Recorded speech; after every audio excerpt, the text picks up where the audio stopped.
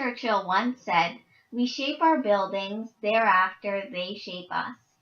You'll know the truth of this if you have ever felt bored by a bland, soulless skyscraper, or happy in a sunny room. It explains why architects who do their work well become famous. This episode of Great Canadians will focus on one such architect, namely Arthur Erickson. This is a man who not only gave our country a lasting legacy of buildings, including Toronto's Roy Thomson Hall, but he also gained international critical acclaim for buildings throughout the world for his work from the 1960s to early 2000s. Once more, his ideas are now seen as being ahead of his time, and he stands as one of the major architects of the late 20th century.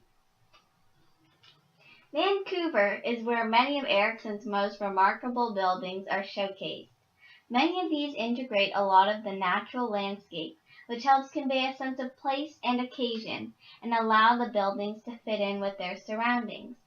For example, the Museum of Anthropology incorporates a lot of natural light with 70-foot windows and draws on BC's First Nations typical building details, such as the use of post and beam.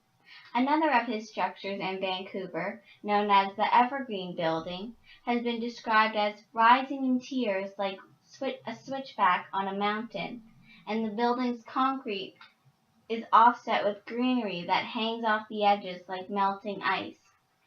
And then there is Vancouver's Law Courts, where instead of building a tower upwards, Erickson laid it on its side and included a central concourse under a massive glass roof.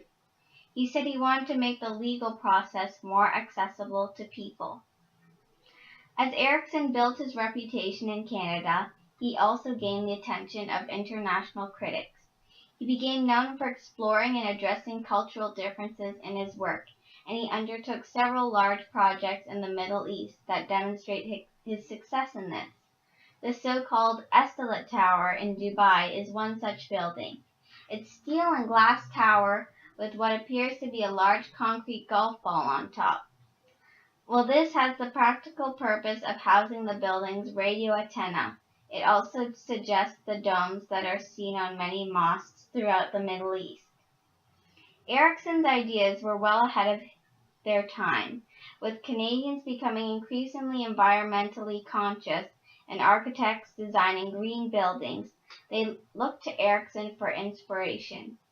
Consider his design for the Law Courts in downtown Vancouver. You look through a glass roof at a swatch of green, something no one else was doing in the 60s, said one commentator. Erickson saw structures as being more than just a box, used shapes in more complex ways, and put life into his creations. He called concrete the marvel of his time, and was using the clean lines of modern architecture at a time when more decoration was popular.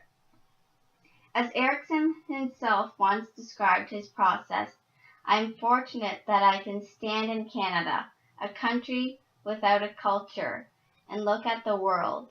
When I am given a project, I can say, what is its essence? How can I extract something pertinent for today?" Although today's Canadians may argue with this statement that Canada has no culture, they certainly appreciate this great architect's work. In fact, it could be said that his buildings have added immeasurably to the culture of this relatively young country.